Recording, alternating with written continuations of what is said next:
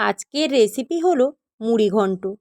এই মুড়ি ঘন্টটা খুব অল্প উপকরণে অল্প সময়ে সুস্বাদুভাবে তৈরি করে নেওয়া যায়। এই মুড়ি ঘন্ট রান্নার জন্য খুব বেশি সময় লাগে না। আর এই মুড়ি ঘন্টটা এতটাই সুস্বাদু, এটাকে তৈরি করলে তবেই বোঝা যাবে। এই মুড়ি ঘন্ট তৈরির জন্য সবার প্রথমে গ্যাস অন করে আমি একটা কড়াই বসিয়ে দেব।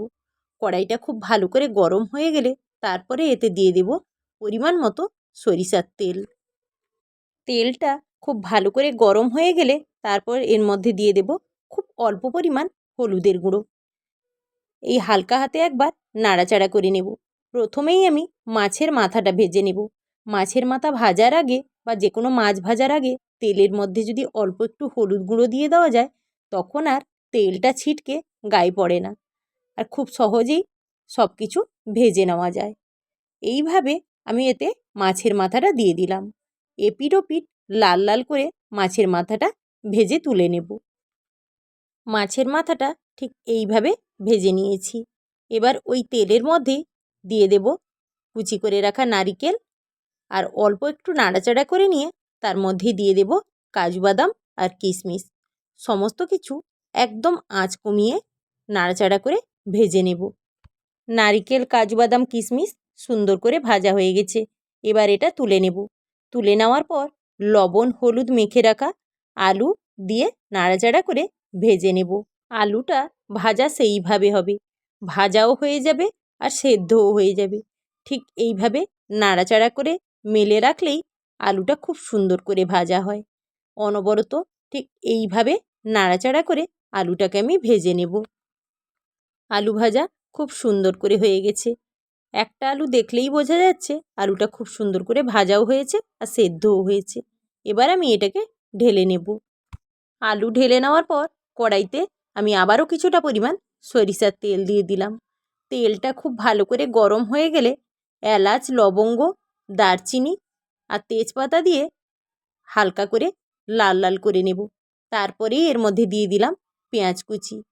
এবার মিডিয়াম আঁচে পেঁয়াজটাকে খুব ভালো করে নাড়াচাড়া করে ভেজে নেব। পেঁয়াজটা ঠিক এইভাবে ভাজা হয়ে গেলে এবার আমি এর মধ্যে দিয়ে দেব কেটে রাখা টমেটো। টমেটোটাও পেঁয়াজের সঙ্গে কিছুক্ষণ নাড়াচাড়া করে ভেজে নেব। পেঁয়াজ আর টমেটোটা অনবরত নাড়াচাড়া করে ঠিক এইভাবে ভেজে নিয়েছি। এবার আমি এর মধ্যে দিয়ে দেব আদা বাটা আর রসুন বাটা, সাথে দিয়ে দেব হলুদ গুঁড়ো আর লঙ্কার গুঁড়ো। এবার কিছুটা পরিমাণ জলও দিয়ে দেব। জলের পরিমাণটা খুব বেশি হবে না, মশলা কষানোর মতন অল্প একটু জল দিয়ে দিলাম। সমস্ত কিছু বেশ কিছুক্ষণ ধরে এবার কষিয়ে নেব।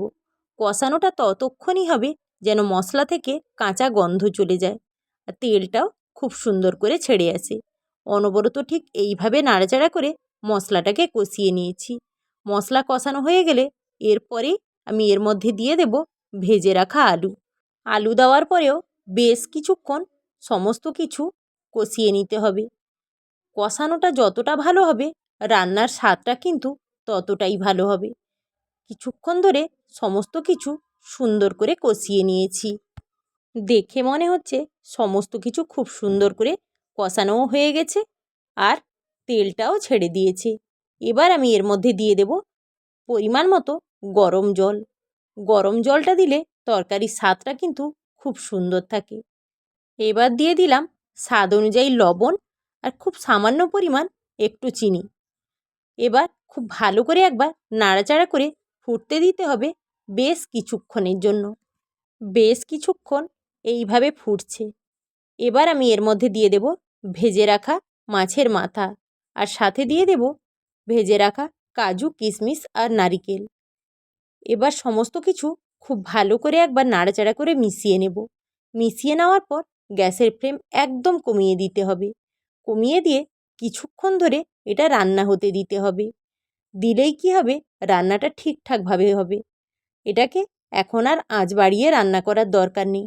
ঠিক এইভাবে নাড়াচাড়া করে কিছুক্ষণের জন্য রান্না করে নিতে হবে। দেখেই মনে হচ্ছে রান্নাটা প্রায় অনেকটাই হয়ে এসেছে। আর খুব বেশি জুস কমবে না, বেশ অনেকটাই গায়ে মাখা জুস হয়ে এসছে। এবার খুন্তি দিয়ে আলুগুলোকে ঠিক এইভাবে চেপে নিতে হবে কিছুটা। পুরোটা চাপার দরকার নেই, অল্প কিছুটা ঠিক এইভাবে চেপে নিতে হবে। সাথে মাছের মাথাটাও ভেঙে নিতে হবে। ভেঙে একদম গুঁড়ো করার দরকার নেই, একটু বড় টাইপের টুকরো রাখলেই হবে। এইভাবে সব কিছু একবার নাড়াচাড়া করে মিশিয়ে নিলাম। মাছের মাথা দিয়ে যত রকমভাবেই মুড়িঘণ্ট তৈরি করি না কেন, এইভাবে মুড়িঘণ্টটা তৈরি করলে মুড়িঘণ্টর স্বাদটা কিন্তু অসম্ভব সুন্দর লাগে। তরকারির ঘনত্বটা ঠিক এইভাবে হয়ে গেল। এবার এর মধ্যে দিয়ে দেব হাফ চামচ ঘি। এই ঘিটা দিয়ে নাড়াচাড়া করে খুব ভালো করে মিশিয়ে নিলেই রান্নাটা পুরোপুরি তৈরি হয়ে যাবে। এতে আর আলাদা করে কোনো ভাজা মশলার গুঁড়ো বা এলাচের গুঁড়ো কিছুই দেওয়ার দরকার নেই। ফোড়নের সময় যেটাই দিয়েছিলাম সেই গন্ধেই তরকারিটা থেকে দুর্দান্ত গন্ধ বেরিয়েছে। খুব অল্প উপকরণে অল্প সময়ে মুড়িঘণ্ট পুরোপুরি তৈরি হয়ে গেল।